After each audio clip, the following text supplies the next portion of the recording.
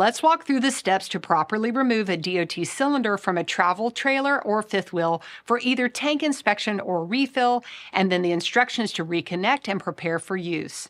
Turn off appliances that call for propane, including the cooktop, oven, outdoor grill, furnace, water heater, and refrigerator.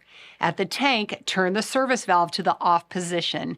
Disconnect the pigtail connector and gently lay it aside. Place the dust cap over the valve opening. Remove any clamps, bolts, or whatever is keeping the cylinder in place on its storage platform or inside the cargo storage compartment. Lift the cylinder up and out of the storage platform or compartment area, keeping upright at all times. The DOT cylinder must be properly restrained for transport.